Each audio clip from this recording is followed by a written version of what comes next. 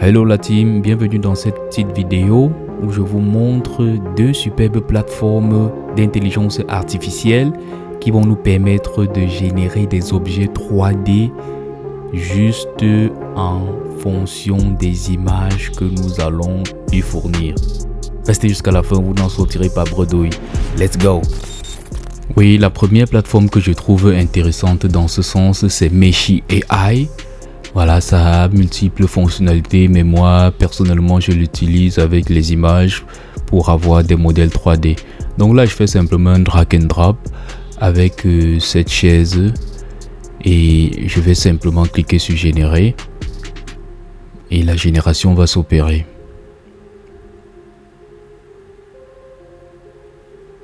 Voilà déjà les 4 modèles qui sortent.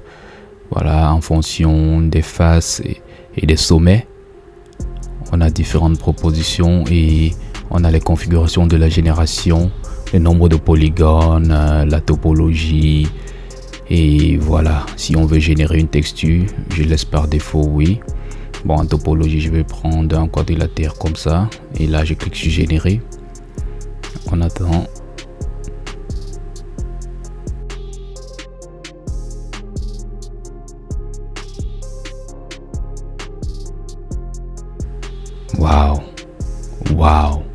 Waouh. Et cela en quelques minutes. Oh là là. Ah là là là là là. Et rien qu'à penser que l'IA est encore dans ses débuts. Waouh. J'ai un pote modéliseur sur Blender. Je pense qu'il va se reconvertir. Hein. Donc voilà les différents formats. Bon, là je télécharge en FBX.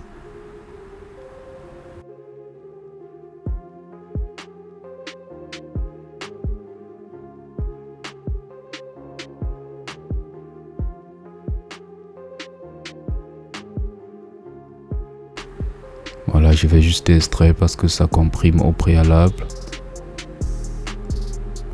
Et là, je vais juste importer cela dans Twinmotion pour exemple.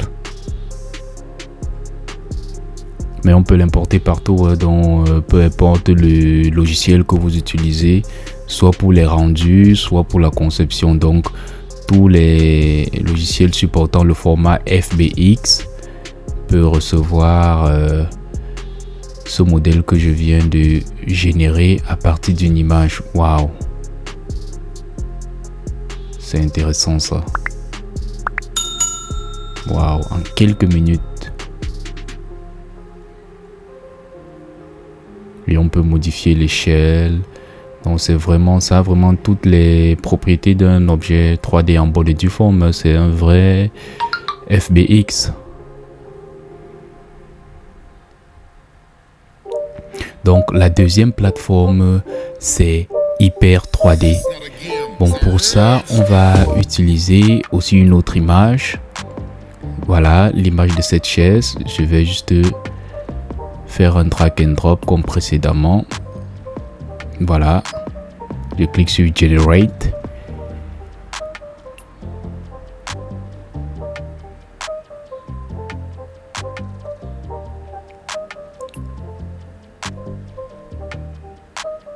Là, c'est en cours. Voilà. Waouh. Voilà, ça me propose des variantes.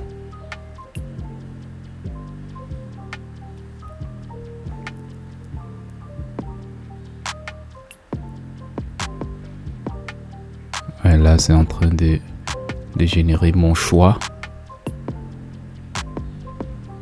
Waouh. Simplement à partir d'une image, les amis. Ça, c'est vraiment... Là, je prends toujours FBX en cochant au préalable le niveau de détail, level of detail.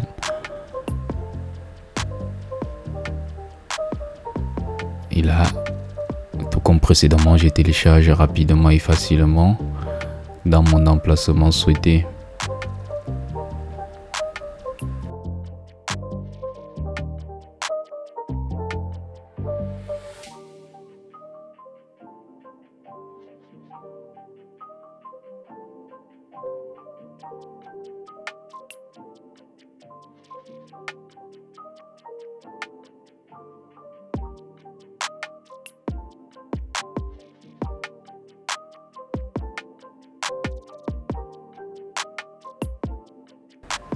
là, je clique juste sur importer.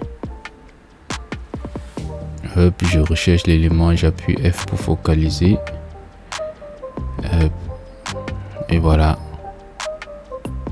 Totalement paramétrable aussi, je peux changer et je dois même changer son échelle. C'est un peu énorme là.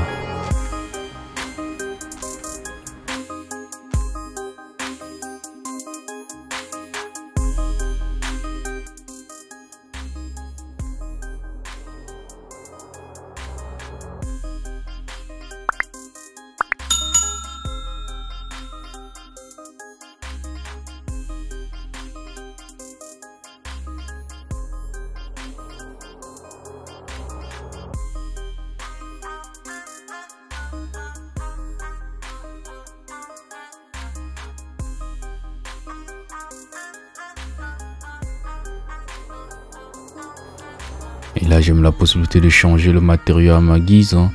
Donc,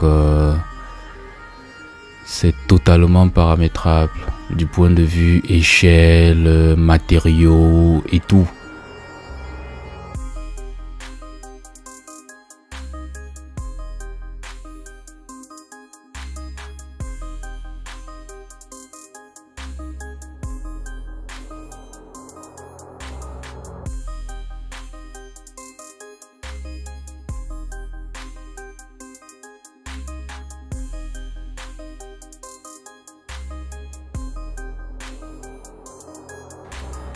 Donc voilà les amis, n'hésitez pas à me dire en commentaire ce que vous pensez de l'intelligence artificielle en général.